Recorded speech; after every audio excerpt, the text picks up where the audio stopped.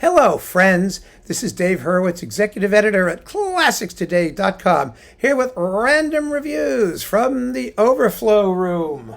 Bong. Yeah, there we go. Oh, we're working our way through Mahler when the contractor was down here to cover everything up. Like, here you go. As you can see, it's all covered. And they ripped down the ceiling part here that was falling apart and was wet. And now we're drying it all out, and hopefully the mold isn't going to kill me because I'm really allergic to mold spores. So if I stop breathing, that's the reason. Anyway, let's just work our way through Mahler, and we'll get out of here as quickly as possible because, yeah, it is a little rough. We've got the heater going. It's like hot. It's like miserable. So, Mahler, Symphony Number 1, Dmitri Metropolis. Oh, wow, with the Minnesota Orchestra, the Minneapolis Symphony Orchestra, in that time is what it was called. And it was recorded in like the 30s. It's like the earliest ever Mahler One, complete one or something like that, with Rachmaninoff's Isle of the Dead. Now, this is on the Masterworks Heritage series. It's also in the big Metropolis box, obviously. But this was a special edition of early recordings, and I was there. I was invited to the critical rollout of the whole thing where they showed us how carefully they remastered everything and how beautifully they did it. And they did do it beautifully. They did a lovely, lovely job. I mean, with beautiful notes and, they had, original artwork and all kinds of stuff like that. They spared no expense, which of course meant that it was in print for about 35 seconds and they canceled the whole project virtually as soon as they started it. It's so typical of what major labels were doing and why it was so disheartening dealing with them. Anyway, it's a good Mahler one. It's fast. It's exciting. It's not especially well played. It sounds ill, for the period, and that's okay. It's historical. If you're into historical things, then we've got this rather interesting thing on Brilliant Classics.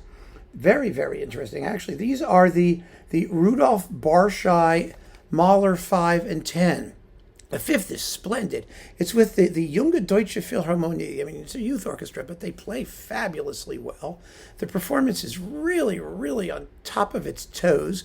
And you also get the Barshai Mahler 10 orchestration, which was published by Universal Edition, and which sounds nothing like Mahler. I mean, it's this big, huge, extravagant. It's got like tons and tons of weird instruments and buckets of percussion and all kinds of stuff going on. It's actually quite a bit of fun if you don't think of it as Mahler. I mean, it really is kind of nifty for what it is. So these were, I don't know if these are still out on Brilliant Classics. The fifth was originally issued on Laurel Records. What was that? What was the 10th on? Was it Biss or something? Or no, that was his 9th, I think, or I don't know. But it doesn't matter. Here it was. And I've hung on to it for obvious reasons, but that 5th is really special. And then there's this really interesting thing. Choral transcriptions of instrumental music by the Accentus Chamber Choir under Laurence Equilbé. And the reason I have this, it's got all kinds of things. It's got Barber's Agnus Dei, and it's got some Bach and Chopin and Ravel and Hugo Wolf and Alban Berg and Debussy, and it's a weird collection of things. But it's got a choral version of Mahler's song Ich bin der Welt abhanden gekommen. That's why it's under Mahler. It's a gorgeous arrangement. It's beautiful and wonderful. And it also has the Adagietto of Symphony Number 5 in an a cappella choral arrangement with the words Kein Deutscher Himmel or something like that. I don't know. But it's the Mahler things that got me into it. It's really, really fun. They did a couple of these transcription discs. I actually talked about them in another video, I think, that were really, really marvelous. It was on the Naive label. Naive label. No, the Naive label. And, oh, so cool. Isn't this interesting? You didn't think Mahler was just like the same old, same old. No, there is some really interesting stuff there. Then we've got the Mahler 9 with the London Symphony and Solti. We've talked about it already.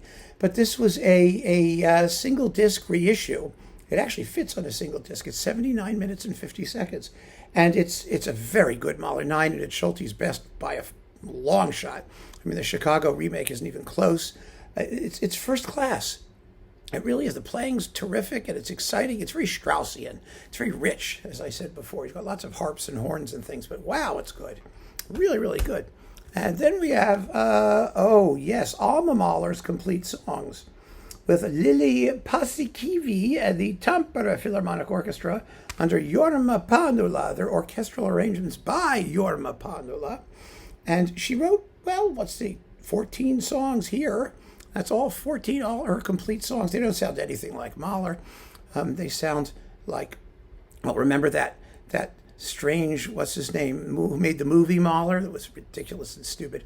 And Anna Bar Mildenberg is sitting there, and they're playing an Alma Mahler song, and she says, "Don't you think it sounds a little bit too much like Zemlinsky?" Well, whatever Zemlinsky songs sound like, they're very good too, but who knows? It's late romantic, generic song stuff. So, it's good. Good for her, what the heck. Then we've got a bunch of Mahler symphony cycles. Chailly, this is a spare. Chailly in the Concertgebouw, it's just an extra one. I keep it around. I think I have like 2 or 3 of them now. 4 or 5, who knows. But it's a great Mahler cycle.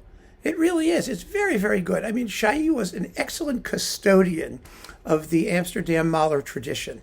And he made wonderful performances of symphonies 1, 4, 5, 6, 7, 9. And the 10th, of course, was not with the Concertgebouw. It was with the Berlin, Deutsche Symphony Orchestra Berlin, or whatever that thing was. Radio Symphony Orchestra Berlin at that time. Anyway, they're wonderful. They're very well recorded.